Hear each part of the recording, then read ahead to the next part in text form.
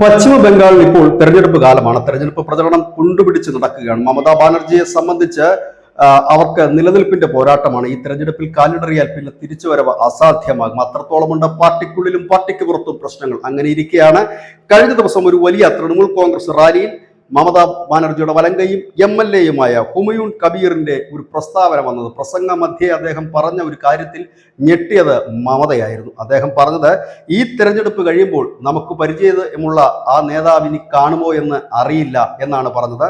തുടർന്ന് അദ്ദേഹം പറഞ്ഞത്, പഴയ ആളല്ല ഇപ്പോഴുള്ളത് എന്നാണ് പറഞ്ഞത്. പഴയ മുഖ്യമന്ത്രിയല്ല ഇപ്പോഴുള്ളത്, ഒരുപാട് മാറിയിരിക്കുന്നു, അഴിമതിയെക്കുറിച്ച് ജനം സംസാരിച്ചു തുടങ്ങിയിരിക്കുന്നു എന്നൊക്കെ കബീർ തട്ടിവിട്ടു. പിന്നാലെ കബീറിനെ മമതാ ബാനർജി തൃണമൂൽ കോൺഗ്രസ് പുറത്താക്കി ഉടനെ കബീർ പറഞ്ഞത്, അവരെ തോൽപ്പിക്കുക എന്നുള്ളതാണ് തന്റെ ലക്ഷ്യം എന്നുള്ളത്. ഏതായാലും തെരഞ്ഞെടുപ്പിന് വളരെ മുമ്പ് തന്നെ സ്ഥാനാർത്ഥികളിൽ ചിലരെയൊക്കെ പ്രഖ്യാപിച്ച് മേൽക്കൈ നേടാനുള്ള ശ്രമത്തിലായിരുന്നു മമതാ ബാനർജി. അപ്പോഴാണ് പാളയത്തിൽ സ്വന്തം വലങ്കയായ നേതാവ് പോലും പറയുന്ന അടുത്ത തെരഞ്ഞെടുപ്പിൽ മമത വരില്ല, കാരണം അവർ BJP ഒരുപാട് സഹായിച്ചിരിക്കുന്നു, BJP അവിടെ കടന്നു കയറിയിരിക്കുന്നു, സംഘപരിവാർ പിഴുതെറിയാൻ കഴിയാത്ത വിധം പശ്ചിമ ബംഗാളിൽ ശക്തമായിരിക്കുന്നു, ഇതിനെല്ലാം കാരണക്കാരി മമതാ ബാനർജിയാണ്. അതുകൊണ്ട് മമതാ ബാനർജിയെ തോൽപ്പിക്കുകയാണ് തന്റെ ലക്ഷ്യമെന്ന് കൂടി കബീർ പറയുമ്പോൾ ഇത്തവണ പോരാട്ടം കൂടുതൽ കടുക്കും.